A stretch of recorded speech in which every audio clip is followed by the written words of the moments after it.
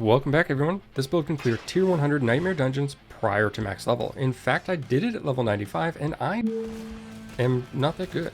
We're going to use the same build all the time, whether it's nightmare dungeons, Helltide, Blood Harvest, or even seasonal bosses. This is a Bonemancer or Bone Spear build that focuses on making enemies vulnerable, stacking critical hit chance, and then boosting our critical hit damage to win the game. The intent of this build is to help you progress with a minimum time investment required, so that anyone, regardless of the schedule, can use this to accomplish all the goals in seasonal content, with one set of gear, and no need to worry about when and how to set the character up for different types of content. The gameplay you're watching will be unedited in terms of the timeline, so you can be certain all the checkboxes are hit, and that I don't wimp out and put a shield on. I will, however, speed up deaths, zoom in on skills to help display them, and overlay pictures so you get a better understanding of what we're talking about. This is Sirocco Caverns. Yep, you know the place with absurd poison and exploding mobs. Great. I also chose a sigil with additional explosions from Death Pulse, and the monsters deal additional bleed damage on top of that poison. Basically the worst tier 100 sigil I had, because I wanted to showcase the build and not handpick some footage that you won't be able to replicate. If you're unaware, this dungeon doesn't have a formal boss like Sea Hag or Tome Lord. It has 2 spider collars, but the build can kill the traditional bosses, just not as quickly as a build like Pulverize can, but most Bone Spear builds will recommend you swap to a 2-hander and to Balt's Will when you get there, and this build just lets you use those 2 items all the time. There are no unique items required to bring the build online, but there are 3 that you should keep an eye out for as you progress, or start farming the seasonal bosses. Deathless Visage, and I'm using an item level 637, which helps illustrate the point of how minimal the requirements are for this build.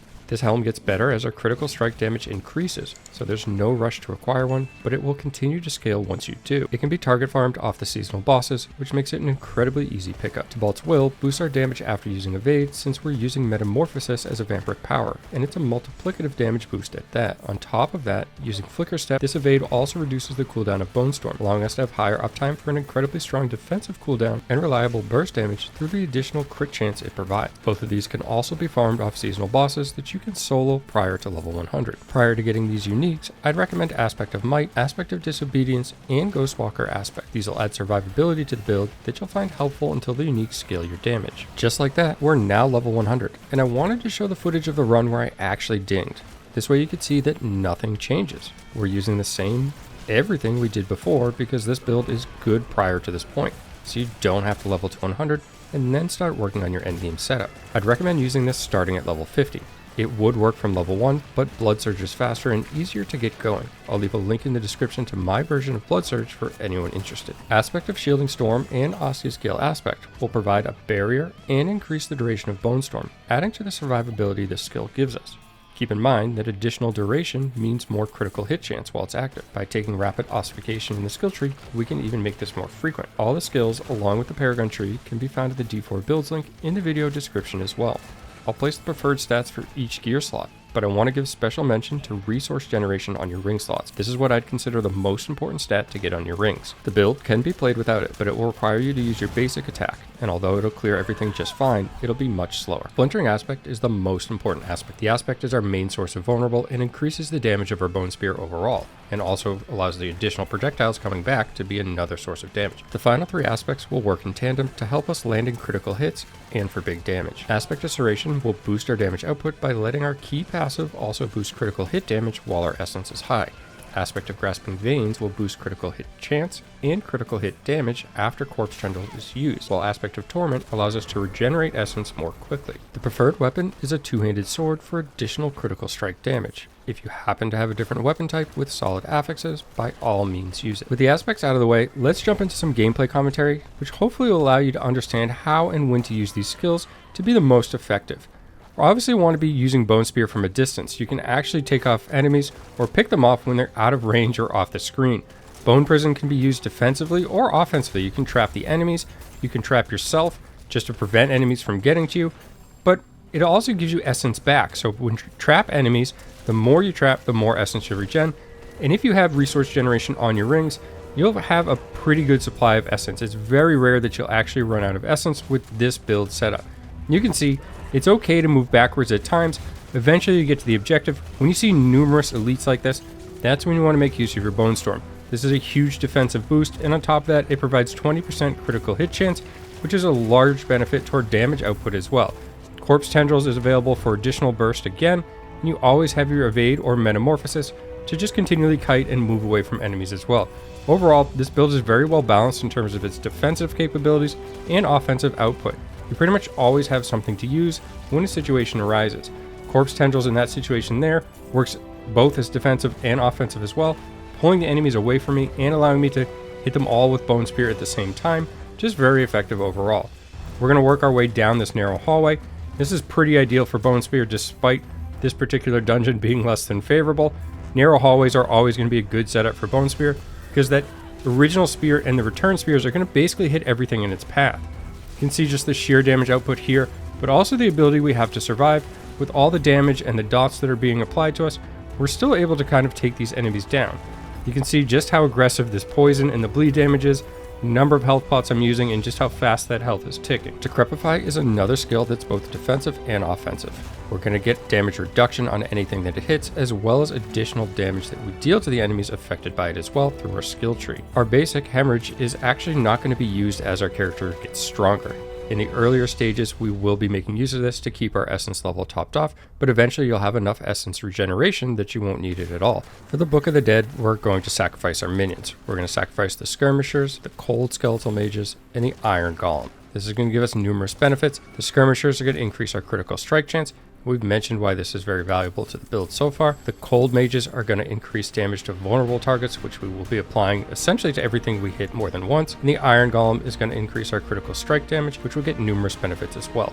And this is the foundation or the focus of the build that we mentioned at the very beginning. Applying vulnerability, having high critical hit chance, and high critical strike damage. For Vampiric Powers, we'll run Prey in the Weak. This will increase our damage by 16%, and this is a multiplicative damage source to any vulnerable enemy, and we'll basically be making everything vulnerable as mentioned. Sanguine Brace, when we kill enemies, we'll be able to fortify for 6% of our base life.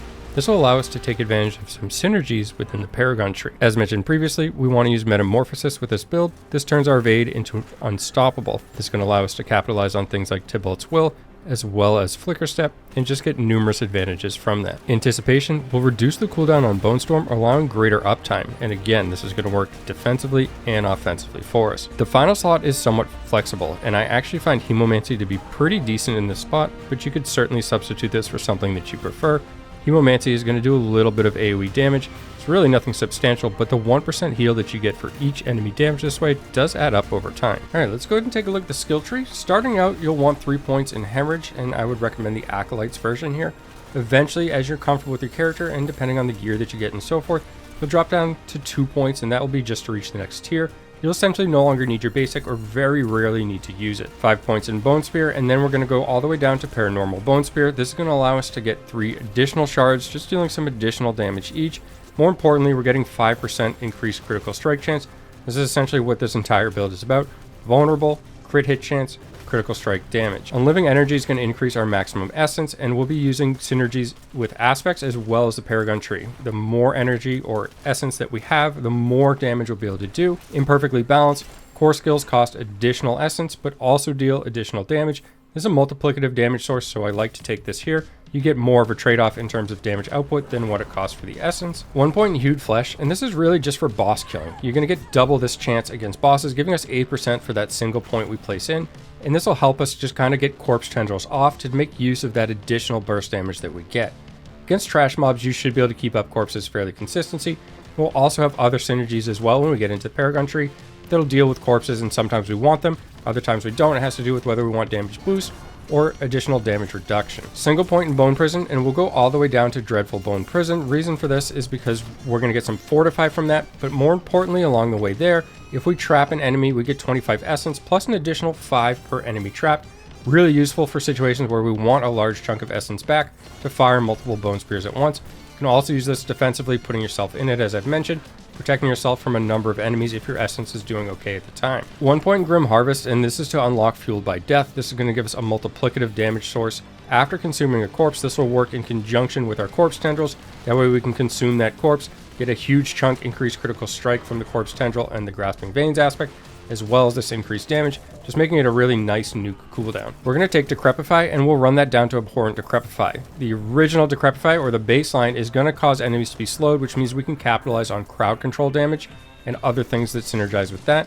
Enhanced Decrepify has a chance to be stunned, which actually gives us some options in terms of Vampiric Powers as well. I choose not to run them, I just don't find them consistent enough. But we go down to the Abhorrent Decrepify for the 15% chance to reduce your active cooldowns. We're running a number of things that can reduce active cooldowns. We just want to get Bone Storm up as often as possible, or at least whenever we need it, to keep ourselves alive and to do more damage. Amplified damage, and this is going to do a multiplicative damage increase as well. In early levels, you could actually swap out Decrepify for Iron Maiden. You could only just put 2 points here for Enhanced Iron Maiden. This will actually let you gain essence as opposed to costing essence. This is nice at early levels where you're not often using Decrepify because you don't need the additional damage reduction or even the damage boost that it provides. Keep that in mind if you're at the early stages of the build still. Death's Embrace, close enemies take 6% more damage and deal 9% less damage to you. This is kind of a no-brainer in pretty much every build, at least in my opinion. Death's Reach, you deal 12% increased damage to distance enemies. Pretty much a no-brainer for any range build that you might be playing as a Necro. Corpse Tendrils, and we'll go all the way down to Plague Corpse Tendrils. We're not running Blood Orbs with this particular build, so it makes Blighted Corpse Tendrils really not viable for us. We go with this, which provides another vulnerable source, and we do have obviously a reliable means of doing so. This pretty much just solidifies that it's always on the target enemy. 3 points Incineration, and again, we're going to get additional critical strike chance here for each 30 essence we have upon cast, and we're increasing our maximum essence, so there's just more chances that we'll have higher essence and thus more critical strike chance more often. Compound Fracture, after critically striking 10 times with bone skills, we can deal additional damage for 5 seconds. We can also get additional ranks of this skill on our amulet, so make sure you're looking out for one of those. One of the more important stats to find or affixes to get on your gear, so check out for that as well when we're talking jewelry. We also have the ever important resource generation. Evulsion, Bone skills are going to deal increased critical strike damage to vulnerable enemies, which should be everything given Corpse Tendrils and the other means we have of applying it. Rapid Ossification, which we touched upon briefly in the video earlier. Every 100 essence you spend is going to reduce the cooldown of your bone skills by half a second. We're only putting 1 point here. You could put more if you're moving some points around on your own. However, I find that only 1 point is needed. You really don't have to stack anymore. You still reliably have Bone Storm up whenever you want it. Continuing on, we'll get access to Bone Storm, and we'll take both synergies here, giving us 15% damage reduction while it's active, and 20% critical strike chance while it's active. Just huge boosts to this skill, and we're keeping this active as long as possible with things like the Osseous Gale, and reducing our cooldowns along the way. Basically, 100% uptime is the goal. We're not quite there, but we have this whenever we want it, and it makes this build viable. 3 points in standalone. This increases our damage reduction by 18% when we have no minions, and we should not have any. We're sacrificing them all. As well as 3 points in Memento Mori. Sacrificing both Skeletal Warriors and Skeletal Mages increase their sacrifice bonuses by 60%. Just additional boost we have to this character. And finally, we're taking the Ossified Essence. This synergizes with the aspects we're using, so you want to make sure you have this one selected. Really not another viable option in this particular build. However, Bone Skills deal increased damage for each point of essence you have, and we're getting additional critical strike damage through the aspects. As always, thanks for taking the time to watch, and have a great day.